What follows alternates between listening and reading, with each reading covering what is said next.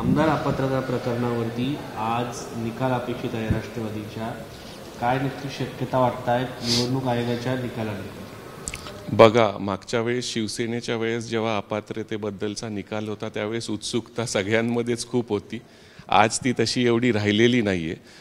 तुम्ही जर एक बघितलं तर 31 जानेवारीपर्यंत राहुल नार्वेकरांना वेळ दिला गेला होता. तो सुप्रीम कोर्टाने 15 फेब्रुवारीपर्यंत एक्सटेंड केला. त्याच्यातच इलेक्शन कमिशनचा निर्णय आला. त्यामुळे थोडं राहुल नार्वेकरांना ह्याचा आधार ते घेऊ, जरी ते म्हणले ते घेणार नाही तर ते घेऊ शकतात त्याचा आधार.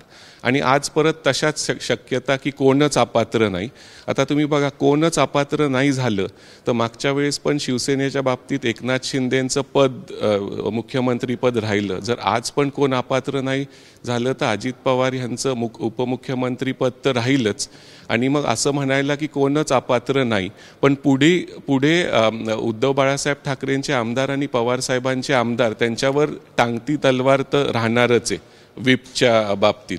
आणि दुसरी शक्यता अशी आहे की पवार साहेबांचे 10 आमदार हे अपात्र होतील का, तर अनिल भाईदास पाटील हे व्हिप हे त्यावेळेस पक्षाने नेमलेले व्हिप होते आणि ते आता पवार साहेबांबरोबर आहेत. तर ते एक कारण असू शकतं. मग लोक म्हणतील सुनील प्रभूंना तर पक्षानेच नेमलं होतं, पण त्याच्यात नार्वेकरांनी एक दुसरं कारण दिलं होतं की 22 जून 2022ला त्यांनी असं हे केलं की मी गोगावलेंची व्हिप ही रेकग्नाइज करत आहे. आता नार्वेकरांचा जो काही निर्णय असेल तो कोर्टात चॅलेंज होणारच आहे, पण वेळेचा अभाव आहे. जर त्यांनी कोणाला अपात्र ठरवलं तर मग ते कोर्टात जाऊन स्थगिती पण घेऊ शकतात. त्यामुळे कोणालाच अपात्र ठरवलं नाही तर तुम्ही कोर्टात जाऊन मागणार काय.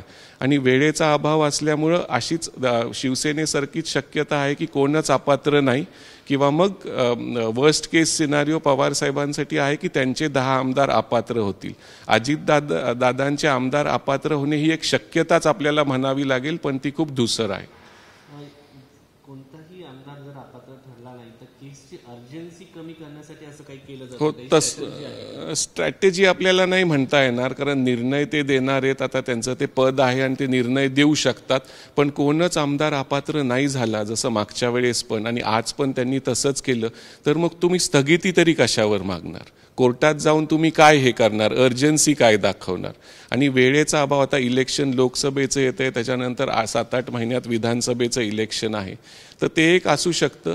आणि जरी कोणाला तुम्ही अपात्र त्यांनी ठरवलं आज 10 आमदारांना किंवा दादांच्या 40 आमदारांना किंवा पवार साहेबांच्या 10 आमदारांना, तरी त्यांची अपात्रता लगेचच स्टार्ट होती, म्हणजे त्यांच्या डिसिजनपासून. मग त्यांना कोर्टात जाऊन ते परत अपात्रतेवर स्थगिती किंवा ते परत त्यांना पद मिळवावं लागेल आणि त्याच्यात काही महिने किंवा वर्ष लागतील. तोपर्यंत परत इलेक्शन येईल.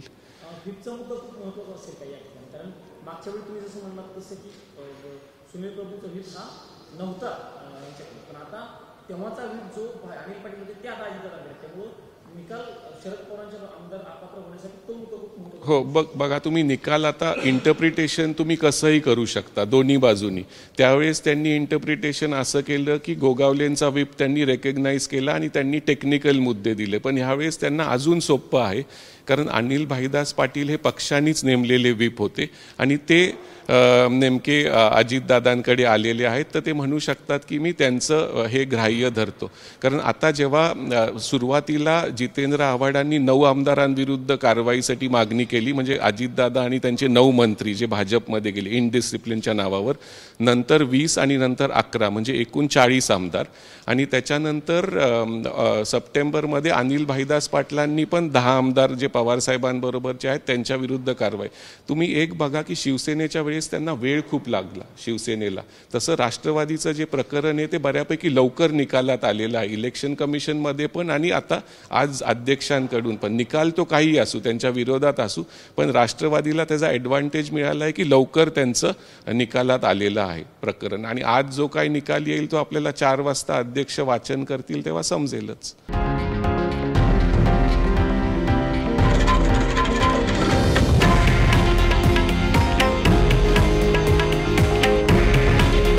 हे आहे देशातील नंबर 1 न्यूज नेटवर्क आणि आपण पाहत आहात TV9 मराठी.